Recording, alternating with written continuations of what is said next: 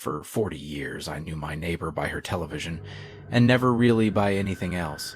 And I think that's the saddest thing I have to tell you. Sadder than the part that frightened me. We shared a wall. That's how those houses are built, the old semis on our street. Two homes pressed together, one brick wall between them, so that everything on the other side comes through, muffled but constant, the whole shape of another person's life arriving through the plaster, whether you want it or not. Her name was Denise. I'll use her name, though for most of the 40 years I didn't know it, and she didn't know mine. That's the part people find hardest to believe now, that two women could live side by side for 4 decades, sharing a wall thin enough to hear each other's kettles, and never learn each other's names. But it's not really so strange. You mean to. You always mean to. You nod at the bins, you take a parcel in, you think one day you'll knock, and then 40 years go by and knocking would be stranger than not knocking, and so you never do. What I had instead of knowing her was her television. Denise watched a great deal of it, and the wall between our front rooms was thin, and over the years I came to know her entire day by the sound of it coming through. The morning programs, the same cheerful theme tune at the same time every day that I could have hummed you in my sleep. The quiz shows in the afternoon. The soaps in the evening, the ones she followed faithfully, so that I knew the nights they were on by the particular music through the wall, and I'll admit I followed them a little myself, on my own set, so that some evenings, without either of us ever saying a word about it, we were watching the same program at the same time on either side of the same wall, 2 feet apart, alone together. Then the late news, and then, most nights, she'd turn it off around 11, and the wall would go quiet, and I'd know Denise had gone up to bed, and somehow that was the signal that let me go up to mine. I'm telling you all this so you understand that her television wasn't background noise to me. It was how I knew she was there. It was the proof of her, coming through the brick. A person I never spoke to, whose face I'd have struggled to describe, whose whole presence in my life was the sound of the programs she chose, at the time she chose them, night after night, year after year, on the other side of a wall. She moved out about 6 months before the trouble started, or rather before I let myself notice the trouble, which are 2 different things. I heard about it secondhand, the way I heard about everything to do with Denise. A woman further down the street mentioned it over the bins, that Denise had gone into a sheltered flat, one of the new ones on the other side of town, that her son had finally persuaded her, that she'd not been managing on her own, and I felt the small guilt you feel, that I'd not known she wasn't managing, that I'd heard her television every night and taken it as proof that all was well, when a television is not proof that all is well. A television is only proof that a set is switched on. But I also felt a kind of relief for her, that she'd have people around her now, a warden, other residents, company. I thought, she won't be the only light on in a dark house anymore. And a for sale board went up outside her half of the semi, and I assumed the wall would go quiet, and for a little while it did. Then the television came back on. The first night I heard it, I didn't think anything of it, because of course I didn't. I assumed the house wasn't empty yet. Her son would be clearing it, I thought, sorting 40 years of a life into boxes, and he'd put the telly on for company while he worked, the way anyone would. That was completely reasonable, and I held it easily. The next night it was on again, later, and I thought the same. It was only after a week or two, when I'd started to notice that no car ever came, that the curtains were gone from the windows and the rooms behind them dark and bare in the daytime, that the house had the unmistakable emptiness of a house with nothing in it. It was only then that the nightly television through the wall began to sit wrong with me. I did the sensible thing. I went round in daylight and looked. The house was empty, properly empty. Through the front window I could see the front room stripped to the boards. No furniture, no carpet even. The pale rectangles on the walls where her pictures had hung. A room in which there was very plainly no television, because there was very plainly nothing at all. I stood on her path and looked into the empty room where, every night, I heard a television playing, and I told myself I must be mistaken about which wall the sound came through, that it must be next door the other way, or upstairs, or the pipes, or my own set left murmuring. I went home and I made sure my own television was off, properly off, and I sat in my quiet front room that evening, and at about 8 o'clock the wall beside me began, softly, to play. I knew that wall. I had listened to that wall for 40 years. There was no mistaking which side the sound came from. It came from Denise's empty front room.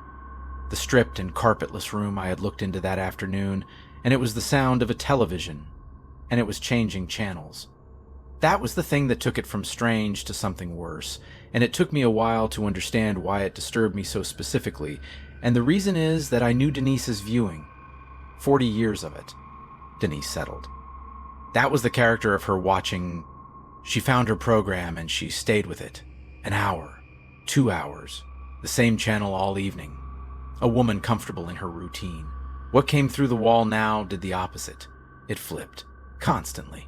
A snatch of one program, a few seconds, then a jump to another, then another, voices, music, an advert, a burst of studio applause, all cut short, all replaced, on, restless, searching, never once settling on anything for more than a few moments.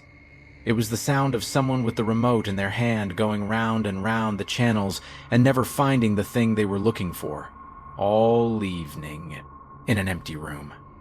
In a house with no television in it. I want to be honest about how I coped, because I think it's the human part. I did not ring anyone. What would I have said? That my moved-out neighbor's absent television was changing channels in an empty room? I'd have been the mad woman on the street. And it wasn't frightening in a way that gave me anywhere to take it. It never banged, never spoke, never did anything but flip quietly through channels of an evening, the way a lonely person does. So I did what I'd done for 40 years with Denise. I lived alongside it. I let the wall do what it did, and I got on. But I started to notice that it noticed me, came slowly, the way these things do, so that I could disbelieve each instance. I'd turn my own television on in the evening, for company, and within a minute or two the flipping on the other side of the wall would quicken, grow more agitated, as if my set coming on had stirred it. And then I resisted this understanding for a long time. When I landed on a program, when I settled my own viewing on something, the flipping through the wall would go round, and then, after a while, land on the same thing. I'd be watching one of the old soaps, the ones Denise and I had once watched unknowingly together, 2 feet apart, and I'd hear, through the wall, the same program find its way through the flipping and settle there, matched to mine, the 2 sets playing the same thing on either side of the brick, exactly as it had been for all those years when she was alive and there and watching. And then, if I changed the channel, the flipping would start again on the other side, searching, restless, until it found where I'd gone and settled again alongside me. It was looking for me. That's what I understood, sitting in my front room with the wall playing beside me. Not for a program. For me. It went round and round the channels every empty evening, not to find something to watch, but to find what I was watching, so that it could sit alongside it, on the other side of the wall, the way the 2 of us had sat alongside each other for 40 years without ever once acknowledging that that was what we were doing. The companionship neither of us had ever named, neither of us had ever knocked on a door to make real, had been left behind in that empty house when Denise moved out. One half of it gone, the other half still here, in me, and the empty side had begun, patiently, night after night, to reach through the wall and try to restore it. I did something then that I'd never done in 40 years, and it's the thing this whole account is really about. I went to see Denise. I found out which sheltered flats, and I went, on a Sunday, with no real idea what I'd say. And she was there, and she was alive and perfectly well, better than well. There was a common room, and other residents, and a warden who knew everyone's name, and Denise sat among them with a cup of tea, looking more at ease than I think she'd been in years. She didn't know me. Why would she? She'd never seen my face properly either. I had to explain that I was her old neighbor from the wall, and when I said it like that, "From the wall," something crossed her face, a recognition, and she smiled and said, Oh, you were the one on the other side. All those years. And we sat, the two of us, two old women who had lived 2 feet apart for 4 decades, meeting for the first time. And we talked. She told me she was happy in the new place. And then she said a thing I have never forgotten. She said the one thing she missed about the old house wasn't the house at all. It was knowing someone was there of an evening. She said she used to like hearing my television through the wall, that she got so she knew my programs, my times, that some nights she'd put on what she could hear I was watching just so it would feel like we were watching it together, and that it had been a comfort to her. Not being the only set on in the dark, not being the only one still awake on the street. She said it plainly, without embarrassment, the way you can when you're old enough. She'd done exactly what I'd done. For 40 years, we had each been quietly keeping the other company through a wall, each thinking ourselves the only one doing it, each too shy or too English or too late to ever knock and say so. And she was fine now. That's the thing. Denise had company now. Real company. Faces and names and a warm common room. She didn't need the wall anymore. She'd let it go easily, gladly, moved on into a life with people in it. But I understood driving home that the wall hadn't let go of her, or of me. That the thing flipping through the channels in the empty house every night was not Denise, because Denise was alive and well and drinking tea with her new friends across town. It was the companionship itself, left behind, ownerless, still running. 40 years of 2 lonely women keeping each other unknowing company had made something, some habit, some shape, in that wall, in that house. And when one of us left, it didn't die, it just went looking round and round the channels for the one who was still there. For me, the house sold eventually. A young couple bought it, and there was a week of vans and paint and the ordinary noise of people moving in, and then, one evening, there was a television on the other side of the wall again, a real one, theirs, playing their programs at their times, settling and staying the way a real household's television does. And the flipping stopped. The searching stopped. Whatever had been reaching through the wall for me went quiet, the night the house filled up with living people, because I suppose it no longer had an empty enough place to live in, or because the young couple's warm, ordinary life simply crowded it out.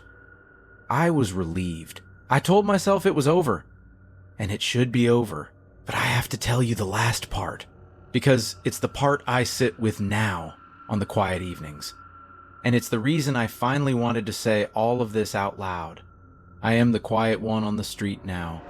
Denise has gone to her warm common room, and the young couple next door are full of life and noise, and I am the single older woman living alone behind a dark window, the one light on late, the one set still murmuring after the others have gone up. I've become, without quite noticing it happen, exactly what Denise was.